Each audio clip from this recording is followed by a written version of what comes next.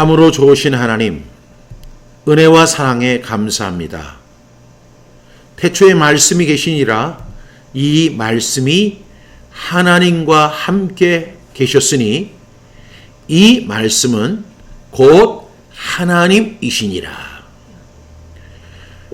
말씀이 육신이 되어 우리 가운데 거하심에 우리가 그의 영광을 보니 아버지의 독생자의 영광이요 은혜와 진리가 충만하더라. 말씀이신 하나님, 오늘도 말씀을 통하여 하나님의 모습을 현현하시고 우리에게 음성하시는 주님의 말씀을 듣습니다. 오늘부터 진행되는 마태복음 통독 앤 해설, 우리가 이거 할 때 하나님께서 성령님 보내주셔서 말씀의 의미를 깨닫게 하시고 우리가 계속 지속할 수 있도록, 그리고 사탄 마귀가 틈타지 못하도록 도와주시옵소서. 지금까지 성경을 한 번도 읽어보지 못한 사람들에게도 큰 은혜가 되는 시간이 되게 하여 주옵소서. 예수님의 이름으로 기도드립니다. 아멘.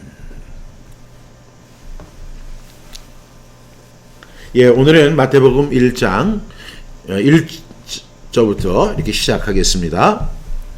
마태복음, 아브라함과 다윗의 자손 예수 그리스도의 계보라. 오늘 이렇게 이야기하죠. 아브라함과 다윗의 자손 예수 그리스도의 계보. 여기에서 대표자가 이제 3명이 나옵니다. 누가 나오죠?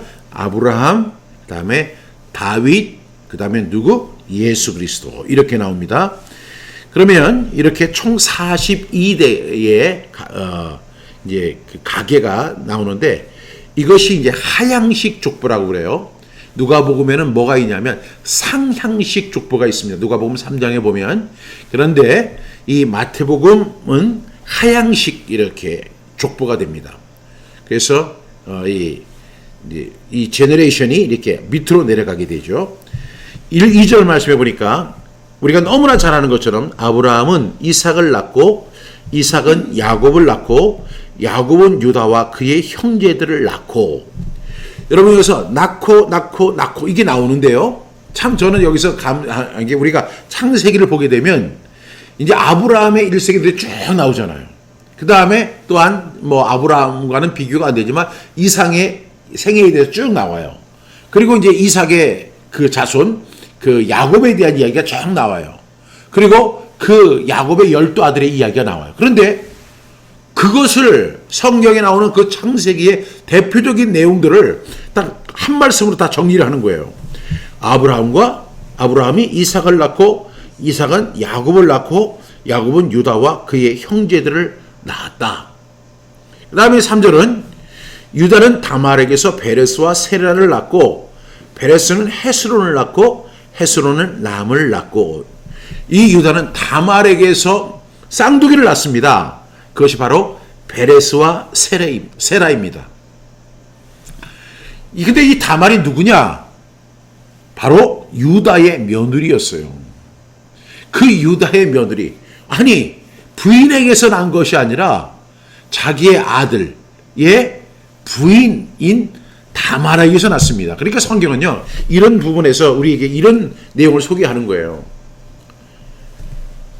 여러분, 불경이라고 하는 이 스님들이 이야기하는 불경들을 보게 되면 참 건방져요. 왜냐하면 마치 이 스님들은 불경을 통해서 자기들이 세상의 모든 도를 다 아는 것처럼, 그리고 마치 그것을 성취한 것처럼 주장한다고요. 그렇지만 그 스님도 뭐예요? 하나의 죄인이에요. 그리고 시행착오를 겪는 인간에 불과한 거예요. 근데 마치 지가 잘 아는 것처럼 기독교에 대해서도 함부로 이야기해. 그리고 건방지게 성경에 대해서도 자기가 다 안돼. 성경을 저는요 지금 100독 이상을 했어요. 100독 이상을 하고 계속 성경을 봐도 솔직히 잘 몰라요. 그런데 스님 가운데 성경을 읽은 그 중들이 있어요. 있기는. 근데 걔들이 성경을 어떻게 다 알겠어요? 근데 불경을 보세요. 불경은 다 이렇게 화려하게 뭐 할지만 욕심을 버릴지니라. 그럼 욕심을 버릴지니라 그러니까 욕심이 버려져요? 그 웃기는 소리예요. 인간 만사가 다양해요. 그리고 정말로 알고도 짓는 죄가 있고 모르고도 짓는 죄가 있고 선행을 베풀려고 하다가 악행이 되는 경우도 있고 수많은 위험과 그리고 시험들이 있고 어려운 거예요. 근데 성경은 그러한 사실들을 어떻게 한다? 가감없이 설명한다는 거예요. 그 땡중들이 괜히 성경을 지네들이 아는 것처럼 그렇게 하는 게 얼마나 웃기는 거예요. 성경은 이런 부분을 숨기지 않아요. 유다는 다말에게서 베레스와 세라를 낳았다. 그럼 뭐 이 성경을 잘 모르는 사람들은 다말이 누구야? 당연히 유다의 부인이겠지 이렇게 생각을 하겠죠. 아마 땡중들은 그렇게 생각을 할 거예요. 근데 다말은 며느리입니다. 거기서 베레스와 세라를 낳았어요. 근데 또한 세라로 이어지지 않고 장남인 베레스를 통해서 이어집니다. 베레스는 누굴 낳았어요? 헤스론을 낳고 헤스론은 람을 낳고 4절 람은 아미나답을 낳고 아미나답은 나손을 낳고 나손은 살몬을 낳고 여러분들이 뭐 살몬 하니까 뭐가 생각이 나요? 연어가 생각이 나잖아요. 그 연어가 아니라니까요. 사람이에요, 사람. 여기서 살몬 하니까 오늘 저녁에 연어회 어때? 뭐 이렇게 생각하시는 분들이 있는데 그런 살몬이 아니고 사람이에요. 나손이 낳은 아들이 살몬이고 이제 살몬을 낳은 게 아니라 누구를 낳았어요? 랍이라고 하는 사람이 뭐예요? 기생이에요. 그래서 이 살몬과 랍에게서 누구를 낳았어요? 보아스라는 이 보아스가 뭐예요? 유력한 자. 여러분 이 보아스도요 사실은 굉장히 유력하고 많은 사람들에게 존경을 받는 사람이었지만 그의 엄마가 누구였어요? 랍이었어요. 기생이었다고요. 성경은 이런 부분을 가감없이 다 소개해요. 그 다음에 랍에서 보아스를 낳았는데 이 보아스는 유력한 사람이 됐는데 이 보아스의 이야기가 어디서 나와요? 룻기에서 나오죠. 그 룻기에 이제 룻이라는 여자가 보아스를 이렇게 만나게 되는 과정이 나오는데 보아스는 룻에게서 누굴 낳아요? 오벳을 낳았어요. 그리고 오벳이 누구를 낳아요? 오벳은 이새를 낳고 6절 이새는 다윗 왕을 낳으니라. 이렇게 상반기 14대에 대한 설명이 있습니다. 여러분 한번 보세요. 우리가 여기에서 아브라함과 다윗의 자손 예수 그리스도의 계보라 아브라함은 이삭을 낳고 이삭은 야곱을 낳고 야곱은 유다와 그의 형제를 낳고 유다는 다말에게서 베레스와 세라를 낳고 베레스는 헤스론을 낳고 헤스론은 람을 낳고 람은 아미나답을 낳고 아미나답은 나손을 낳고 나손은 살몬을 낳고 살몬은 랍에게서 보아스를 낳고 보아스는 룻에게서 오벳을 낳고 오벳은 이새를 낳고 이새는 다윗 왕을 낳으니라. 여기까지가 우리가 이제 구약에서 가장 잘하는 사람들의 이야기예요. 물론 그 다음에 이제 솔로몬, 르호보암이 쭉 나오는데 제가 어렸을 때 저희 아버지가 성경 암송을 그렇게 하라는 거예요. 사실은 저희 아버지가 성경 암송에 대한 어떤 의지도 있었지만 그것보다는 저에게 용돈을 줄 돈이 없었어요. 돈이 없으니까 어떤 방식으로 용돈을 안 줄까 꼴벌하다가 생각한 것이 뭐냐면 성경 암송을 시키는 거예요. 그래서 성경 암송 한 절을 하게 되면 1원, 두 절을 하면 2원, 세 절을 하면 3원 이렇게 주는 거예요. 주기로 약속한 거죠. 그래가지고 제가 그때부터 성경을 암송하게 됐어요. 제가 제일 먼저 성경을 암송했던 데가 어딜까요? 많은 사람들이 요한복음 3장 16절, 요한복음 5장 24절, 요한복음 1장 12절 이런 것들.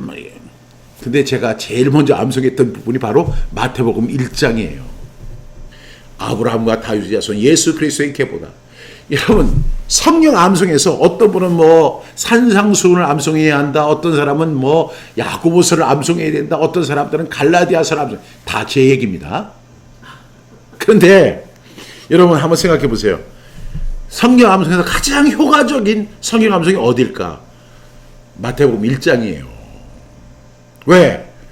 이 마태복음 1장은 신약에 있는데 구약에 있는 모든 말씀을 다 망라해요.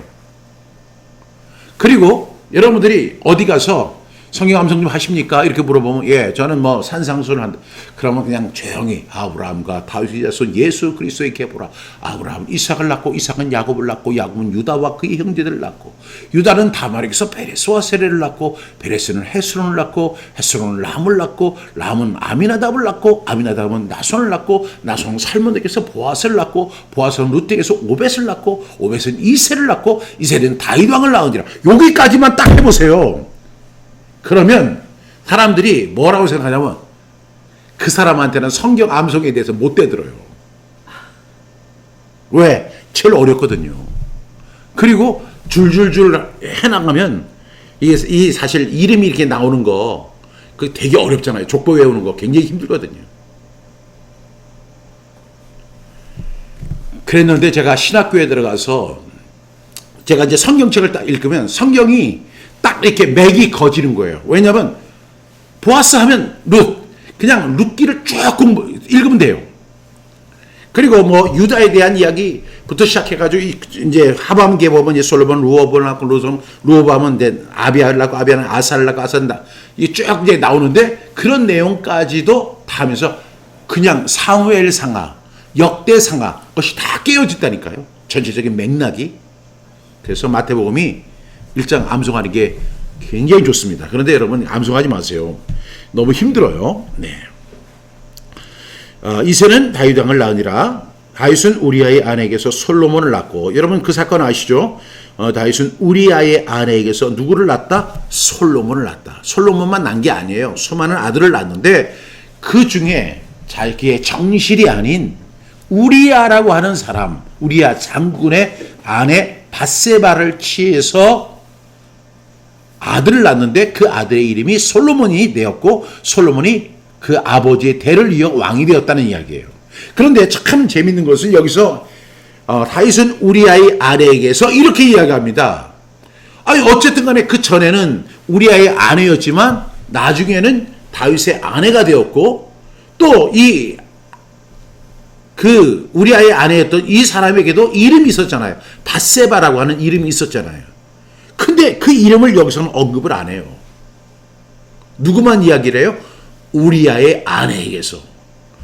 여러분 성경이 앞서 제가 설명한 것처럼 이런 부분에서 대단한 거예요. 그냥 이런 치부를 가리지 않아요. 그냥 그대로 다 드러내는 거예요. 이것이 인간의 모습이기 때문에 그런 거예요. 이러한 모습을 한마디로 정의한 말씀이 뭐예요? 로마서 3장 23절이에요. 모든 사람이 뭘 했다고요? 죄를 범했다. 모든 사람은 죄 아래 있는 거예요. 이러한 부분들이 벌써 우리의 4,000년 전의 조상이었던 아브라함과 다윗과 그 대에 쭉 이어지는 그 역사 속에서도 그대로 반영이 되고 있다는 사실을 우리는 알 수 있습니다. 7절 말씀 솔로몬은 르호보암을 낳고 르호보암은 아비야를 낳고 아비야는 아사를 낳고 이제 이때부터 이제 르호보암 시대부터 솔로몬은 하나님을 잘 경외하고 하나님 앞에 1,000번째 드리면서 하나님 앞에 지혜를 구하고 하나님의 도우심을 구했지만 그의 아들 르호보암부터는 문제가 있어요. 그리고 나서 이스라엘이 두 개로 갈라지는 참 비극적인 결과가 나타납니다. 그다음에 르호보암은 아비야를 낳고 아비야는 아사를 낳고 아사는 여호사밧을 낳고 여호사밧은 요람을 낳고 요람은 우시야를 낳고 우시야는 요담을 낳고 요담은 아하스를 낳고 아하스는 히스기야를 낳고 여기서 여러분들이 기억하는 대표적인 왕들이 누구예요? 바로 우시야는 어디에 나와요? 다니엘서에 보면 나와요. 우시야 몇 년 때. 그 다음에 이제 왕 중에서 가장 하나님을 경외하고 하나님을 사랑했던 사람이 누구냐면 히스기야예요. 히스기야가 또 병에 걸려서 하나님 앞에 간절히 기도했을 때 하나님께서 시계추를 옮겨주시고 그의 생명을 연장해 주셨다는 이야기도 다 나오게 되죠. 그리고 이제 10절에 가서 히스기야는 므낫세를 낳고 므낫세는 아몬을 낳고 아몬은 요시야를 낳았다. 이렇게 이야기합니다. 그리고 이제 바벨론으로 사로잡혀 갈 때 요시야는 여고냐와 그의 형제들을 낳았다. 그러니까 이제 바벨론 전까지 바벨론 포로가 되어서 갑니다. 여러분, 이스라엘이 바벨론의 포로가 되어 가기까지의 그 가계, 제너레이션에 대해서, 족보에 대해서 설명하고 있습니다. 이제는 모든 희망이 다 끊어졌습니다. 왜? 여러분, 공부 잘하고 똑똑하고 영민하고 그리고 아름답고 이런 사람들, 남녀들이 다 바벨론의 포로가 되어서 끌려갑니다. 여러분, 이 바벨론 포로의 삶이 얼마나 괴로웠는지는 우리가 시편 107편, 108편을 읽어보면 알 수가 있어요. 심지어는요, 그 바벨론 포로에 대한 포로들의 노래가 있었죠. 그 유명한 그 가수들도 이 바벨론에 대한 이야기를 이렇게 합니다. 12절, 바벨론으로 사로잡혀 간 후에 여고냐는 스알디엘을 낳고 스알디엘은 수룹바벨을 낳았다. 스알디엘의 밑에가 수룹바벨이에요. 그 다음에 수룹바벨은 아비웃을 낳고 아비웃은 엘리아김을 낳고 엘리아김은 아소르를 낳고 아소르는 사독을 낳고 사독이 나와요. 여러분들이 너무나 잘 아는 사두개파라고 하는 파가 있었죠. 그 사두개파는 어디에 반해요? 바리새파. 이 바리새파에 반한 것이 사두개파인데 사두개파의 대장이었던 사람이 누구예요? 사독입니다. 그 다음에 사독은 아킴을 낳고 아킴은 엘리웃을 낳고 엘리웃은 엘르아사를 낳고 엘르아사는 mat단을 낳고 mat단은 야곱을 낳았다. 여기서 그 야곱은 아브라함의 아들, 아브라함의 손자 야곱이 아니에요. 여기서는 바로 예수님의 할아버지가 바로 야곱이었어요. 예수님의 할아버지. 그래서 마리아 그 야곱을 낳고 야곱은 마리아의 남편 요셉을 낳게 됩니다. 그리고 요셉은 마리아에게서 그리스도라 칭하는 예수가 나시게 됩니다. 16절. 이것을 정리하는 것이 바로 17절 말씀인데 한번 같이 읽어봐요. 시작. 그런즉 모든 대수가 아브라함부터 다윗까지 14대요. 다윗부터 바벨론으로 사로잡혀 갈 때까지 14대요. 바벨론으로 사로잡혀 간 후부터 그리스도까지 14대라. 그러니까 다윗까지가 몇 대라고요? 몇 대? 14대. 그 다음에 이제 다윗부터 이제 바벨론에 이제 포로가 돼서 끌려갈 때까지가 14대. 그리고 바벨론에 이제 포로가 된 이후부터 예수 그리스도 때까지가 몇 대? 14대. 그러니까 총 몇 대예요? 42대예요. 총 42대만 여기에 기록되어 있습니다.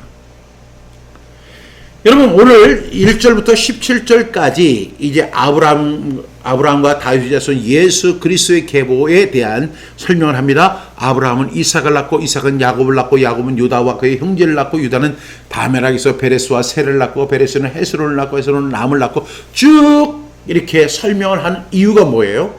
그 이유는 바로 예수 그리스도의 나심에 대한 보조 설명입니다. 예수님의 나심에 대한 이제 보조 설명이에요.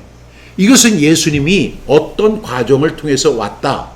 그리고 이 마태복음에 그 예수님께서 그리스도이심을 마태가 이제 예수 그리스도의 족보와 그의 이제 복음서를 시작한 것은 이 혈통과 족보를 중시했던 그 유대인들, 그 유대인들에게 예수님이 전통이 아니라 정통적인 유대인이다. 그리고 예수님은 누구의 후손이다? 다윗의 후손이다. 아브라함의 후손이다. 이 사실을 강력하게 설명하기 위해서 이 내용을 지금 마태는 기록하고 있어요. 이 마태복음을 누가 기록했죠? 세리 출신의 마태입니다. 여러분, 이 마태가요, 그 직업이 그 세리라고 했잖아요. 세리장 출신인데 이 사람이 지금으로 말하면 세무서장이에요. 세무서장이 되려면 그 아주 말단부터 시작해서 그 높은 자리까지 올라가는데 얼마나 꼼꼼한 사람이에요. 꼼꼼했던 그 마태가 예수님의 족보를 통해서 예수님이 바로 정통 유대인이다. 그리고 뿐만 아니라 예수님은 누구의 후손이다? 다윗의 후손이다. 이 이야기를 하는 이유가 있죠. 구약에 보면 다윗의 자손 가운데서 이스라엘을 구원할 자가 나오고 이야기를 했기 때문입니다. 이러한 부분을 설명하기 위해서 지금 다윗은 설명하고 있어요. 이것을 우리가 보조 설명입니다. 물론 이것이 예수 그리스도의 족보이지만 동시에 예수 그리스도의 나심에 대한 것을 보조해서 설명하기 위해서 17절까지 기록되어 있다는 사실을 볼 수가 있습니다. 18절 말씀 보겠습니다. 예수 그리스도의 나심은 이러하니라. 그의 어머니 마리아가 요셉과 약혼하고 동거하기 전에 성령으로 잉태된 것이 나타났더니, 그러니까 결혼 전이에요. 결혼 전에, 그러니까 이제 천주교 카톨릭에서는 뭐라고 그래요? 성모라고, 이렇게 성모 마리아라고 이야기하는데 예수님이 어떤 사람이었다고요? 동정녀 마리아였다. 동정녀, 그러니까 순결을 잃지 않은 처녀의 몸으로 예수님을 탄생했다고 하는 그런 의미를 갖고 있습니다. 그런데 참 놀라운 일이 벌어진 거죠. 왜냐하면 아니 지금 요셉과 정혼을 했어요. 결혼하기로 이렇게 약혼을 했는데 문제는 한 번도 아직 이 동거를 하지 않았는데 마리아가 임신해서 배가 나오기 시작하는 거예요. 그런데 이 모든 것은 어떻게 된 것이라고요? 성령으로 된 것이라는 거예요. 성령으로 된 것이라는 거죠.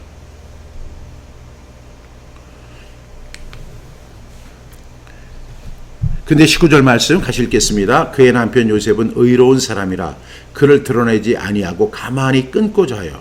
여러분, 요셉은 어떤 사람이었어요? 의로운 사람이다. 그래서 그를 드러내지 아니하고 가만히 끊고자 하여.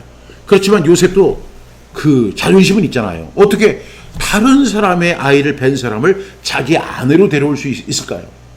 그래서 그는 의로운 사람이지만 그 마리아를 가만히 다른 사람 모르게, 만약에 이러한 사실을 알면 그 마리아는 어떻게 돼요? 율법에 따라서 돌에 맞아 죽을 수도 있거든요. 그러니까 이런 것들을 피하게 하기 위해서 막 그냥 복수심이 있고 막 화가 나고 막 그러면 얼마든지 그 마리아를 갖다 공개를 해가지고 이런 사실을 공개해서 마리아를 공경에 처하게 하고 돌에 맞아 죽게 할 수도 있지만 요셉은 어떤 사람이라고요? 의로운 사람이라. 여러분, 하나님의 역사는요, 그 아놀드 토인비가 이야기하자면 창조적 소수에 의해서 이어져 가는 거예요. 여러분, 하나님께서 모든 사람을 사랑하시고 모든 사람을 구원하시고 모든 사람에게 은혜를 주시지만 여러분 기억하세요. 하나님은 어떤 사람을 창조적 소수를 통해서 역사하세요. 제가 아놀드 토인비가 뭐 성경에 견주될 수 있는 그런 사람 아니지만 역사학자는 항상 뒤돌아본 발자취를 언급하는 사람이기 때문에 그 사람의 이야기가 일리가 있어요. 역사는 창조적 소수에 의해서 면면이 이어져 간다. 역사 연구 그 세 권의 책에 보면 그 내용을 설명하고 있잖아요. 그런데 여기 보면 왜 하나님이 요셉을 선택하셨을까? 이렇게 그 아브라함의 가문, 물론 요셉이라는 사람이 그 참 의로운 사람이었기 때문에, 아니 요셉이 처음에는 어떤 가문에 들어가요? 아브라함과 다윗 자손 그 가문에 들어가는 사람이에요. 그래서 이 요셉을 그렇게 선정하시지만 요셉은 또 어떤 사람이었어요? 의로운 사람이라 그를 드러내지 아니하고. 이런 사실이 알려지면 엄청난 어려움이 생길 수가 있어요. 그리고 마리아가 엄청 공경을 당하고 심지어는 돌에 맞아 죽을 수도 있어요. 그래서 어떻게 했어요? 가만히 끊고자 했어요. 가만히 끊고자 했다. 우리도 이러한 결단이 필요할 때가 있어요. 그래서 20절 이 가만히 끊고자 할 때 이 일을 생각할 때 아마 그 일을 놓고 정말로 많은 생각했을 거예요. 밤잠도 못 자고. 20절 같이 읽겠습니다. 이 일을 생각할 때 주의 사자가 현몽하여 이르되 다윗의 자손 요셉아 내 아내 마리아 데려오기를 무서워하지 말라. 그에게 잉태된 자는 성령으로 된 것이라. 이렇게 이야기합니다. 여러분 여기에서 기상천외한 일이 일어나는 거예요. 동정녀 아직 남자를 알지 못하는 여자가 임신을 합니다. 그런데 그 남편 될 사람은 이 사실을 알게 돼요. 근데 그 사람은 의로운 사람이었어요. 그리고 가만히 끊고 자였어요. 그리고 그 일을 생각했어요. 그랬는데 그날 밤에 꿈속을 통해서 하나님께서 말씀하시는 거예요. 다윗의 자손 요셉아, 다윗의 자손 요셉아, 다윗의 자손 요셉아. 이 얘기 들어보셨어요? 아마 이 이야기는 성경을 우리가 통독에 해설하지 않으면 절대로 발견할 수 없는 말이에요. 다윗의 자손 요셉아. 이렇게 이야기합니다. 요셉이 다윗의 자손에 들어가고 예수님의 아버지가 될 만한 충분한 자격을 갖고 있음을 우리가 볼 수 있죠. 내 아내 데려오기를 무서워하지 말라. 그에게 잉태된 자는 성령으로 된 것이라. 어떤 사람들이 그래요. 아, 예수님은 그 남녀 간의 그 관계가 아니고 그 성령으로 태어났대.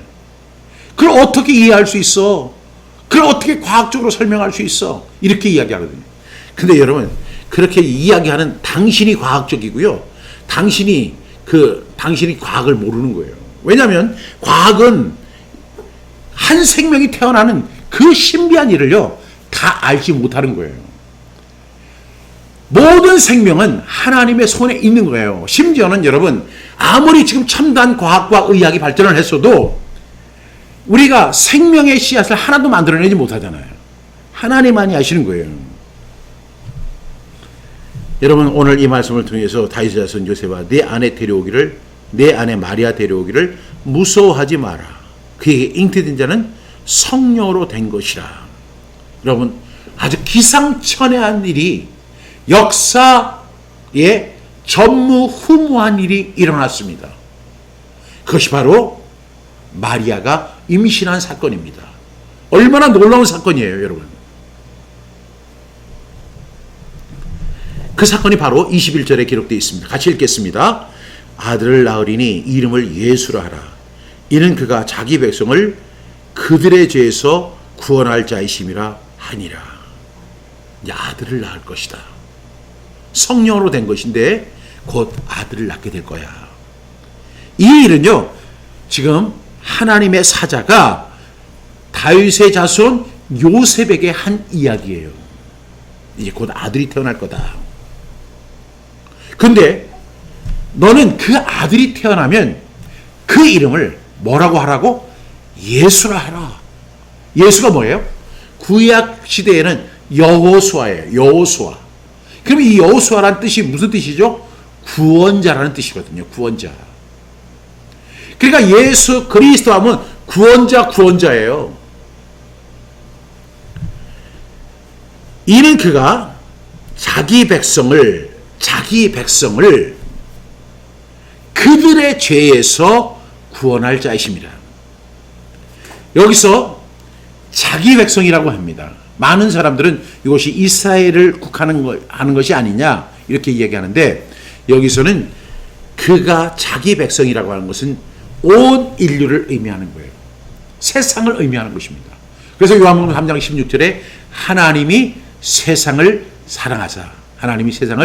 이처럼 사랑하사 독생자를 주셨으니 이는 그를 믿는 자마다 멸망하지 않고 영생을 얻게 하려 하심이라. 헬라인이나 유대인이나 지혜 있는 자나 지혜 없는 자 다 복음을 받아들여야 하는 사람이에요. 근데 이 자기 백성들이 한 문제가 뭐냐면 이 자기 백성들의 딜레마는 바로 그들의 죄예요. 그들의 죄. 그러니까 다시 말하면 각자의 죄들이죠. 각자의 죄들. 저의 죄가 있고 여러분의 죄가 있는 거예요. 여러분의 죄. 그 죄에서 구원하시기 위해서 예수 그리스도가 이러한 과정을 거치고 이 세상에 오셨다는 사실을 지금 하나님의 천사가 누구에게 이야기합니까? 다윗의 자손 지금 요셉에게 설명하고 있습니다. 그러면서 누가복음 2장 11절 말씀을 인용하죠. 이 모든 일이 된 것은 주께서 선지자로 하신 말씀을 이루려 다니엘서 9장 24절 말씀입니다. 주께서 이 모든 일이 된 것은 주께서 선지자로 하신 말씀을 이루려 하심이니 이르시되 우리 같이 읽겠습니다. 23절 보라 처녀가 잉태하여 아들을 낳을 것이요 그의 이름은 임마누엘이라 하리라 하셨으니 이를 번역한즉 하나님이 우리와 함께 계시다 함이라. 여러분 처녀가 잉태하여 아들을 낳습니다. 근데 그의 이름을 임마누엘이라 한다는 거예요. 임마누엘. 여러분 기상천외한 일이 일어났고 전무후무한 일이 일어났어요. 이 사건 한 아기가 태어나는데 그 아이의 이름은 예수라 하라. 왜냐하면 그가 자기 백성을 그들의 죄에서 구원할 자로 이 세상에 오신 것이고 그 다음에 이 모든 사건을 총칭해서 이야기하기를 이것을 가리켜 임마누엘 사건이라고 이야기하는 거예요. 임마누엘 사건. 임마누엘 사건이 뭐예요? 하나님이 우리와 함께 하시는 사건이에요. 그래서 이건 기상천외한 사건이고 전무후무한 사건입니다. 왜? 우리가 늘 기도할 때 어떻게 기도해요? 하늘에 계신 우리 아버지요. 이렇게 기도하잖아요. 하나님은 하늘에 계시는 거예요. 그런데 그 하늘에 계신 하나님이 인간의 몸을 입고 이 세상에 오십니다. 왜? 우리와 함께 하시기 위해서. 이것이 바로 임마누엘 사건입니다. 얼마나 놀라운 사건이에요. 여러분 예수님이 단순히 한 아이가 이 세상에 태어났는데 마태는요 이 사실을 역사적으로 지금 보조해서 설명합니다. 뿐만 아니라 하나님의 천사가 다윗에게 현몽한 내용을 가지고 지금 이 근거를 확실시하는 거예요. 그런데 이 사건은 엄청난 사건입니다. 전무후무한 사건이고 기상천외한 사건입니다. 왜? 하나님이 우리를 너무 사랑하셔서 인간의 몸을 입고 이 추악하고 더럽고 지능탁한 죄로 아주 얼룩진 이 세상, 더럽고 어둠의 땅 이곳에 하나님이 인간의 몸을 입고 세상에 오시는 거예요. 그리고 우리와 함께 계시는 거예요. 얼마나 놀라운 사건입니까? 이것이 바로 임마누엘 사건입니다. 그런데요, 이 임마누엘 사건은 역사적 사건인데요. 이 역사적 사건이 그 역사적 사건으로 끝나면 그것은 구원받지 못한 거예요. 그 임마누엘 사건이 누구에게 있어야 돼? 개인적 체험으로도 꼭 있어야 되는 거예요. 이것을 가리켜서 우리가 크리스천이다, 그리스도인이다 이렇게 칭하는 것입니다. 이제 24절 같이 읽겠습니다. 요셉이 잠에서 깨어 일어나 주의 사자의 분부대로 행하여 그의 아내를 데려왔으나 요셉이 잠에서 깼어요. 그 잠에서 그는 기상천외한 이야기를 듣습니다. 전무후무한 이야기를 듣습니다. 그래서 요셉은 순종합니다. 잠에서 깨어난 후에 일어납니다. 그리고 주의 사자의 분부대로 행했다. 하나님의 말씀대로 그대로 행해서 그의 아내를 데려옵니다. 그리고 아들을 낳기 25절 시작. 아들을 낳기까지 동침하지 아니하더니 이름을 예수라 하니라. 이름을 뭐라고 하라고 했죠? 예수라고 하라고 했어요. 그 예수라는 이름이 뜻이 뭐죠? 자기 백성을 그들의 죄에서 구원할 자이시다. 요셉에게 주신 하나님의 미션이에요. 요셉은 그대로 행했어요. 그리고 마리아를 데려왔습니다. 그리고 아들이 낳기까지 동침하지 않았습니다. 그리고 드디어 때가 돼서 아들을 낳게 됩니다. 그리고 그의 이름을 뭐라고 부르죠? 예수라 하니라.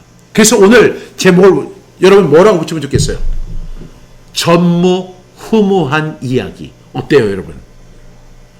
여러분, 전무후무한 이야기가 지금부터 시작됩니다. 기도하겠습니다. 하나님 아버지, 우리에게 성경을 읽고 해설할 수 있는 은혜의 시간 주신 것 감사합니다. 이 말씀이 꿀송이처럼 닳도록 우리를 지켜 보호하여 주옵소서. 요셉처럼 성령의 인도함을 받는 그대로 행하는 우리 모두가 되게 하여 주옵소서. 이 전무후무한 이야기를 우리가 다 듣고 정말로 이 놀라운 사건에 참여하는 자가 다 되게 하여 주옵소서. 예수님의 이름으로 기도드렸습니다. 아멘.